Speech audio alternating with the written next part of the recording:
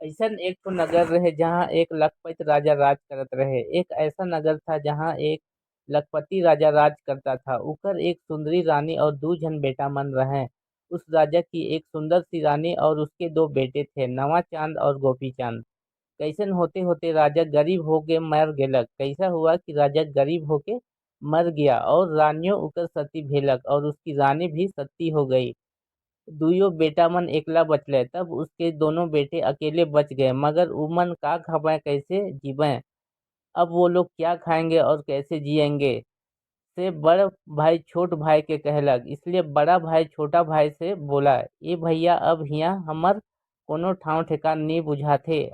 वो बोलता है कि अब यहाँ रहने का हमको कोई आसरा नहीं दिख रहा है। से चल परदेश जाब और कोनो लखे कमाब खाब। इसलिए अब परदेश जाते हैं और किसी तरह कमा के खाते हैं।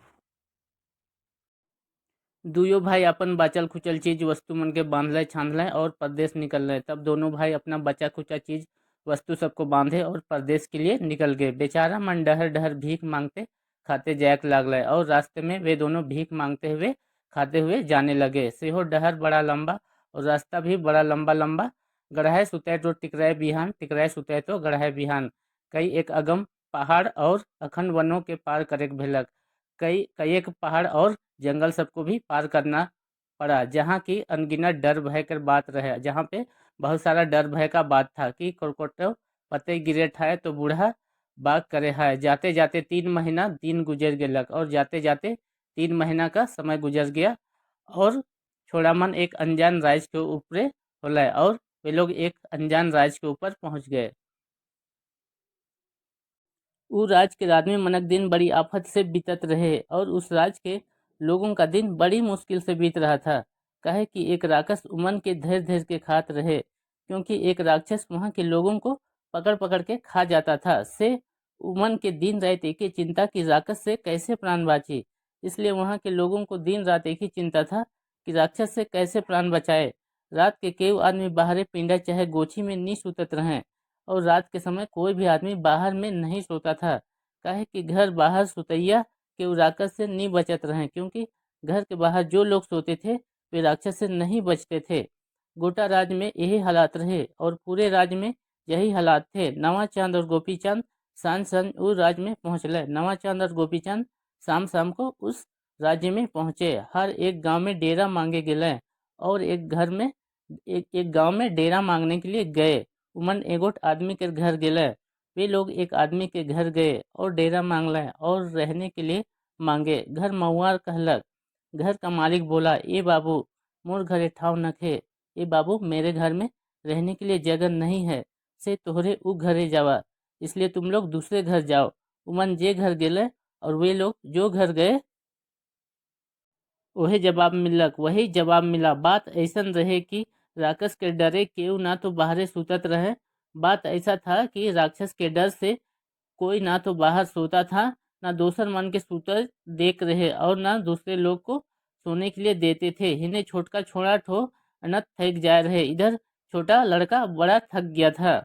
से बड़ा मुश्किल से उमन एक राड़ी बुढ़िया के घर आले, हर डेरा मांगले और वे लोग बड़ी मुश्किल से एक विधवा बुढ़िया के घर आए और वे लोग रहने के लिए जगह मांगे। बुढ़िया वो डेरा देख नहीं खोजत रहे और बुढ़िया भी रहने के लिए नहीं देने खोज रही थी, मगर बड़ छोड़ा ठो कहलक। लेकिन बड़ा लड़का बोला, ए माँ दया करो, ए माँ दया कर, मोर छोट भाई थक के लेट लेटा हो जाए है। मेरा छोटा भाई बहुत ज़्यादा थक गया है और इनको चले नहीं पा रहे थे और थोड़ा भी चलने के लिए नहीं सक रहा है। आज रात भर अपन पिंडा में रह देव। आज रात भर अपने पिंडा में रहने के लिए दीजिए। कल बिहाने हमने पिंडा खाली कर देव और कल सुबह ही हम लोग पिंडा को खाली कर देंगे। तब बुढ़िया कहलक।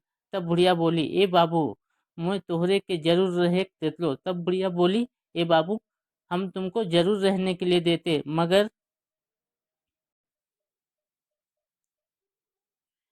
आजकल इस राज्य में बड़ा विपद पड़ है, क्योंकि आजकल इस राज्य में बहुत बड़ा विपत्ति पड़ा है। एक ठो भयानक राक्षस कहाँ से आया धमके और एक भयानक राक्षस कहीं से आ गया है और बहुत आदमी मन के धैर्य धैर्य के खाए चुके और बहुत लोगों को पकड़ पकड़ के खा चुका है। वो राती खन गांव गांव भूलेला वो रात के समय गांव-गांव घूमता है, हर जेके पावे सकेला खाएला, और जिसको खाने सकता है खा जाता है।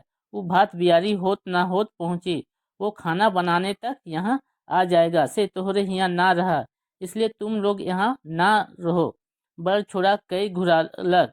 तब बड़ा लड़का फिर से बोलता है, ए माँ रौरे मत डराओ, ए माँ हमको मत डराओ, राक्षस हमरे के कोनो नहीं करी, राक्षस हम लोग को कुछ नहीं करेगा। उ आवी होल हमर खाड़ा फेरी के देख के पाछे फिरी, अगर वो आएगा तो मेरा तीर धनुष को ही देख के पीछे लौट जाएगा। बुढ़िया राम सुनलक हार कहलक। बुढ़िया सुनी और बोली,